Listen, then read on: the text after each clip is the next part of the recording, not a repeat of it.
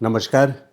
धनु लग्न यानी सैजिटेरियस एसेंडेंट वालों के लिए मई 2026 का महीना कैसा जाएगा। पहला 15 दिन मई में कोई ना कोई बड़े पॉजिटिव इवेंट्स होंगे, खास करके आपके प्रोफेशन में, जॉब में हो या बिजनेस में हो। आप लोगों के लिए यहाँ पे कोई रिकग्निशन और बहुत बड़ी अचीवमेंट प्रोफेशनल लाइफ में देखने को मिलेगा। 15 डेज में आपके कर्मेश बुध आपके पंचम भाव में हैं, सूर्य के साथ। सूर्य उच्च राशि के हैं, इस वजह से कोई ना कोई बहुत रिस्पेक्टफुल गेन से सिर्फ पैसे की बात नहीं कर रहा हूँ, यानी एक रिस्पेक्टफुल मान सम्मान की पोजीशन आपको मिलेगी। हो सकता है अवार्ड रिकग्निशन भी आपको मिले, या कोई बड़ा ऐसा कॉन्ट्रैक्ट आपको मिले अगर आप जॉब में हैं, जिससे आपके लिए स्पेशल पार्टी रखी जाए, या कहीं ना कहीं बॉस से अप्रिसिएशन आए। तो ये एक बोलने का तरीका है कि फर्स्ट 15 डेज बहुत अच्छी पॉजिटिव। सूर्य उच्च राशि के हैं और बुध का क्या है कि जिस ग्रह के साथ बैठते हैं उसका असर अपने साथ ले लेते हैं। यानी उच्च राशि के जो सूर्य हैं 15 अप्रैल से ही 15 मई तक के बीच में सूर्य उच्च राशि के हैं, और बुध यहाँ 30 अप्रैल से लेकर के 15 मई तक सूर्य के साथ हैं। तो ये पोजीशन फर्स्ट 15 डेज में बहुत इम्पॉर्टेंट है, बहुत पॉजिटिव है। फर्स्ट 15 डेज आप लोगों के लिए आपके कर्मेश बुध हैं, जिसके वजह से मैं इस बात को रख रहा हूँ। एंड कोई ना कोई आपको बड़ा अचीवमेंट अपने जॉब में, अपने करियर में देखने को मिलेगा। यहाँ पे सतर्क रहने वाली बात यह है कि आप ईगो बेस्ड डिसीजंस ना लें, यानी बहुत ज़्यादा डोमिनेटिंग नेचर आपका ना हो। कहीं ना कहीं ईगो से आप ज़्यादा ईगो में आ जाएंगे तो वहाँ पे चीज़ें खराब होने की सिचुएशन है। सूर्य ईगो को रिप्रेजेंट करता है, और ये मेष राशि में अग्नि तत्व है, तो एक एग्रेसिव नेचर भी बना देता है। तो ये साइड इफ़ेक्ट नहीं बोलेंगे, लेकिन जो नेगेटिव पॉइंट्स हैं उसको भी ध्यान में रखना चाहिए। जब आप पॉजिटिव सुनते हैं तो बैक ऑफ द माइंड में आपके एक लिमिटेशंस जो होती है उसको भी आपको रजिस्टर करना चाहिए कि avoid ego based decisions. Specially 15 मई तक बड़े फाइनेंशियल गेन्स के होने के चांसेस 15 मई तक खास करके ज़्यादा हैं, क्योंकि सूर्य की दृष्टि यहाँ 11वें स्थान पर है।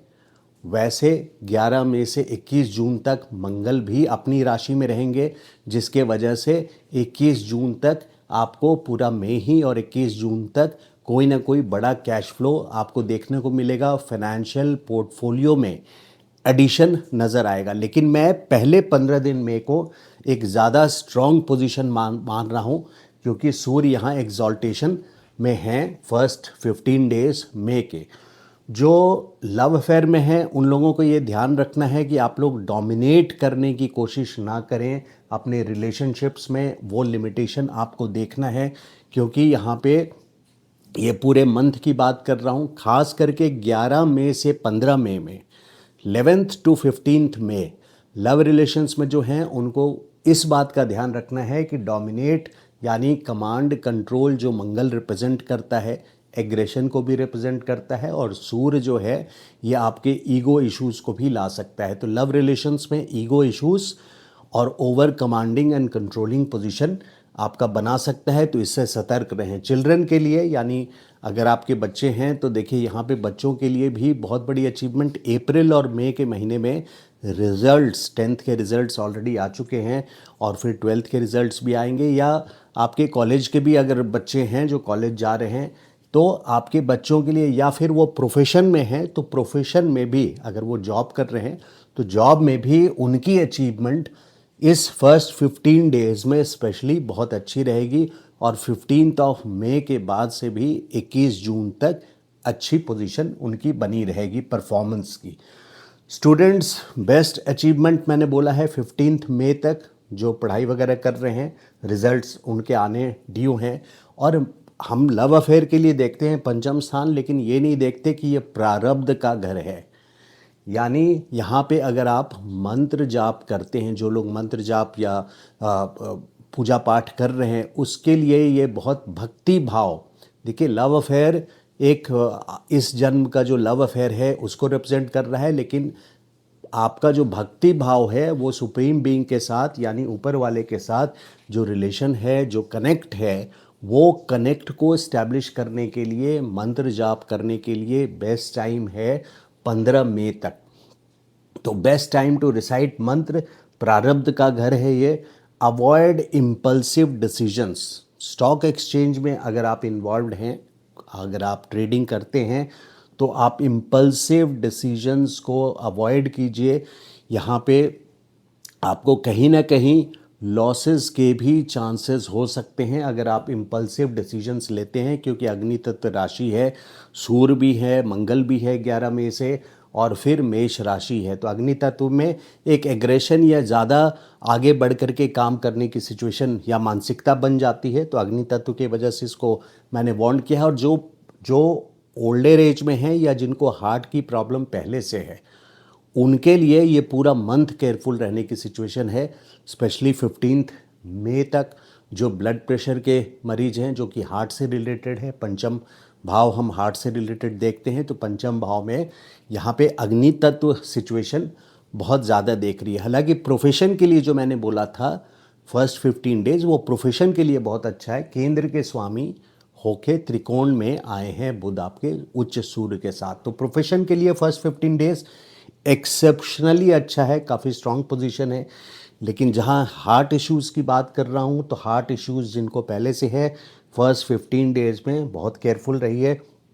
और क्रोनिक डिजीज़ेज़ यानी लंबी बीमारियां जिनको है, खास करके इन्फ्लेमेशन की, पाइल्स की, अर्थराइटिस की, इस तरह की जो बीमारियां हैं, उनको स्पेशली सावधानी बरतनी चाहिए 11 मई से लेकर के 21 जून तक, क्योंकि मंगल आपके 8वें घर और 12वें घर को, जिससे क्रोनिक डिजीज़ देखते हैं, तो 8वें घर को आपको एक्टिवेट कर रहे हैं। और मंगल की दृष्टि 11 से 21 जून, 11 मई से 21 जून अष्टम स्थान पे दृष्टि है, और 8th एंड 12th हाउस दोनों एक्टिवेटेड रहेंगे। तो ये है बाकी 15 से। अब आते हैं 15 मई से लेके 29 मई तक। इस बात को ध्यान रखिए कि ये आपका सप्तमेश और षष्ठेश, 7th Lord and 6th Lord का म्यूचुअल एक्सचेंज है। इसका क्या मतलब हुआ?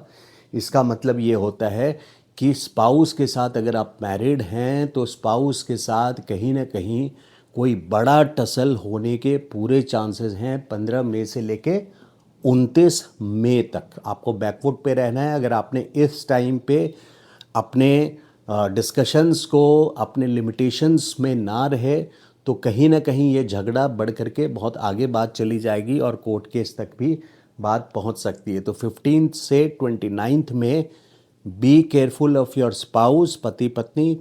डिस्कशंस, आर्ग्यूमेंट्स बिल्कुल अवॉइड कीजिएगा। आपके बुध भी यहाँ छठे घर में रहेंगे, तो कम्युनिकेशन को खास करके कंट्रोल में रखिएगा। और बुध आपके छठे घर में और शुक्र आपके आ जाएंगे सप्तम स्थान पे 14 मई के बाद से। तो 15 से 29 तक आपको स्पेशली केयरफुल रहना है स्पाउस के साथ, मैरिड हैं तो। जो लोग बिजनेस कर रहे हैं, बिजनेस पार्टनर है, उनको अपने बिजनेस पार्टनर से भी बहुत ज़्यादा केयरफुल रहने की सिचुएशन है। जो ग्रहों की सिचुएशन है, गोचर की, ट्रांजिट्स की, 15 to 29 केयरफुल बिजनेस पार्टनर के लिए। और पब्लिक डीलिंग जहाँ भी है, चाहे वो व्हाट्सएप ग्रुप हो, चाहे कहीं भी आप पब्लिक डीलिंग कर रहे हो, बहुत सारे लोगों के साथ जो आपका सोशल इमेज है वो डैमेज होने के सिचुएशन है 15 से 29 मई तक। तो पब्लिक प्लेटफॉर्म्स पे आप बहुत केयरफुली अपने आप को, अपने स्पीच को, अपने बोलने के तरीके को, अपने कम्युनिकेशन को हैंडल करें। तो और साथ में आपके बिजनेस या जॉब को भी 15 से 29, फर्स्ट से 15 मई तक, ये आपके जॉब के लिए एक्सेप्शनली वेल है, प्रोफेशन के लिए एक्सेप्शनली वेल है। लेकिन 15 मई के बाद से यहाँ पे, क्योंकि कर्मेश भी हैं बुध, जहाँ से ये सप्तमेश हैं, वो 15 मई से 29 मई तक छठे भाव में आपके लिए प्रोफेशनली इम्पॉर्टेंट डिसीजंस जो भी होगा उसको आप 29 मई तक, 15 मई के बाद 29 मई तक शेड्यूल ना करें, जो भी इम्पोर्टेंट मीटिंग्स करनी है वो 15 मई तक करें या फिर 29 मई के बाद उसको शेड्यूल करें। अगर हो सके तो 15 मई तक ये एक बहुत पॉजिटिव सिचुएशन है, बहुत ही पावरफुल पोजीशन है। बुध की केंद्र स्वामी त्रिकोण में उच्च सूर्य के साथ बैठे हुए, तो ये बहुत अच्छा प्लेसमेंट है इस महीने में फर्स्ट 15 डेज का। तो ये था धनु लग्न का यानी सैजिटेरियस एसेंडेंट का मई 2026 का एनालिसिस।